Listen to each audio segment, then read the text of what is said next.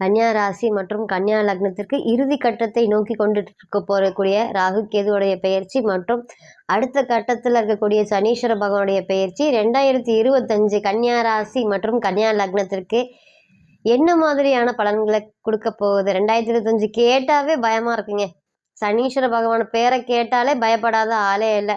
அப்புறம் கன்னி மட்டும் என்னங்க வேறையா அப்படிங்கிற அளவுக்கு கண்ணியை பொறுத்தவரையும் உனக்கு என்னப்பா ஜாலி, தனக்குள்ள 1000 கஷ்டத்தை வச்சுட்டு வெளியே சொல்ல முடியாம முகத்துல மட்டுமே சிரிச்சிட்டு இருக்கீங்க. உடல் அளவுலையும் மன அளவுலையும் ரொம்ப காயப்பட்டிருக்கீங்க. கண்ணி சொல்லவே முடியாதுங்க. இன்னைக்கெல்லாம் பாருங்க, கேது 10 டிகிரி இருக்கலாமா, ஊரை விட்டு ஓடிடலாமா, சுயநலவு மட்டும்தான் இருக்குங்க, சுயநலவோட திரிஞ்சிட்டு இருக்கேன் அப்படின்னு ஒரு சொல்ற அளவுக்கு நல்லா பேசிட்டு இருந்தான். திடீர்னு பேசுறது இல்லை. இவன் என்ன அப்படி ஒரு சுயநலவாதியா, நம்மளை பார்த்து இப்படி சிரிக்கிறான் அப்படின்னு பேசுறாங்க.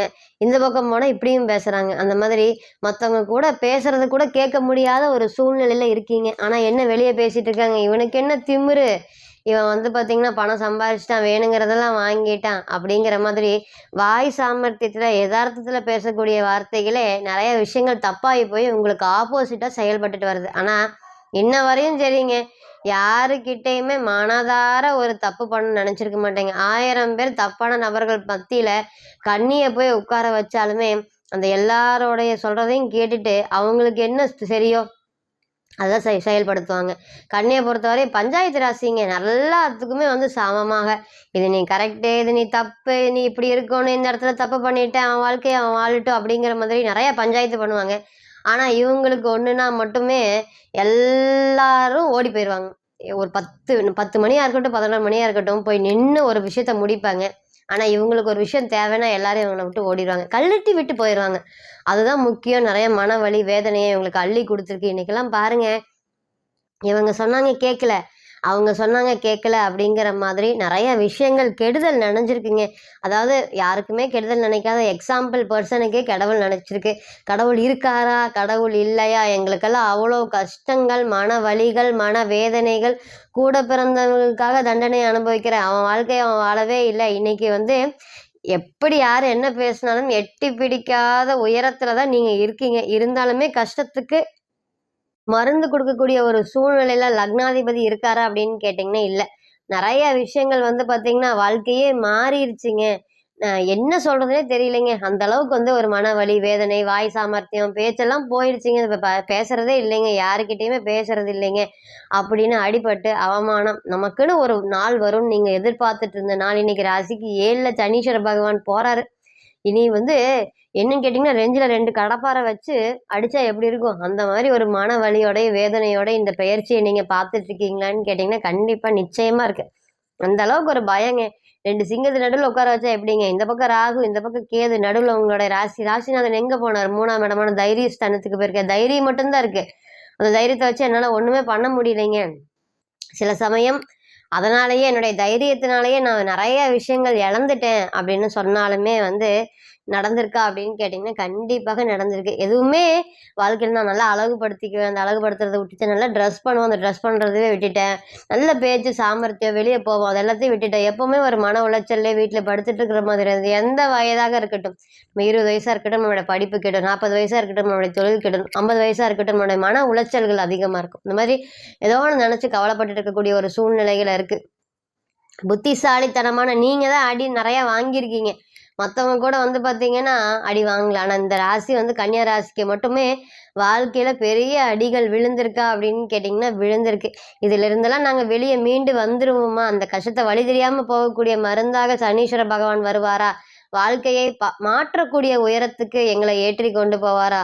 அவர் பாதம் வணங்கி சனீஸ்வர பகவானே போற்றி போற்றின்னு இந்த ராசிக்கு 7ல் இருக்கக்கூடிய சனீஸ்வர பகவானுடைய பெயர்ச்சி இந்த கண்ட சனியாக மாறக்கூடிய காலத்துல உங்களுக்கு ஒரு என்ன மாதிரியான பலன்களை கலங்காதீங்க. முதல்ல வந்து கலங்குறத நிறுத்திக்கோங்க.